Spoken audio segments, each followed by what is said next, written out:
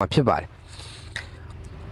ကဲကျွန်တော် view လေးမစခင်ထုံးစံအတိုင်းကျွန်တော်တို့ advanced server fortune လို့ကျွန်တော်စီမှာ advanced server လာပြီးတော့ဖောက်လို့ရပါတယ်ကဲကျွန်တော်တို့ view တိုင်းလည်းပြောနေတာကျွန်တော်ထူးထူးလည်းမပြောတော့ဘူးဗောနော် advanced server အမျိုးမျိုးဖောက်လို့ရမယ်ကျွန်တော်တို့တီးတန့်ပါတဲ့အကောင်လည်းဖောက်လို့ရမယ်ကျွန်တော် normal server နဲ့တွဲပြီးတော့လည်းဖောက်လို့ရမယ်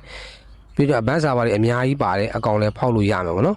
ကဲဒါပေမဲ့အဲ့ဒီ advanced server တွေက browser တော့အခုလက်ရှိစော့နေတဲ့ main အကောင့်မှာတော့ဖောက်ပြီးလို့မရဘူးတီးတန့်မဲ့အသစ်ပဲဖောက်ပြီးလို့ရမှာဖြစ်ပါတယ်ဗျကျွန်တော်ဖောက်ချင်တဲ့လူတွေကတော့ကျွန်တော်ဒီ video ရဲ့အောက်မှာပြထားတဲ့ Telegram account တစ်ခုလာဟင်းပြီးတော့ဖောက်လို့ရပါတယ်ခင်ဗျအဲ့ဒါကျွန်တော်တို့ All-Star email က All-Star ပေါင်းဘယ်လိုရွေးမလဲဆိုတာမပြောပြခင်ကျွန်တော်ဒီမှာအခုအသစ်ရောက်လာတဲ့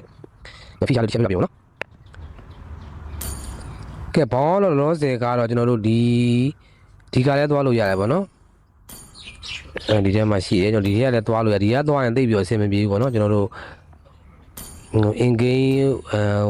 browser ဘက်ရောက်တော့အဲ့ဒါသိအဆင်မပြေဘူးကျွန်တော်တို့ link လေးပေးတာဗောနော်အဲ့ link ကသွားဗောနော်ဒီကသွားလို့လည်းရတယ်ဒါပေမဲ့ဒီကသွားရင်ဆွမ်းလာပြောလို့ပဲကျွန်တော်တို့ game ရဲ့ browser ဘက်ရောက်တော့သိပြီးတော့အဆင်မပြေဘူးအဲ့တော့ဒီຢာကိုကျွန်တော် browser သွားနေတယ်ဆိုရင်ကျွန်တော်ဒီ view ရဲ့ description မှာကျွန်တော်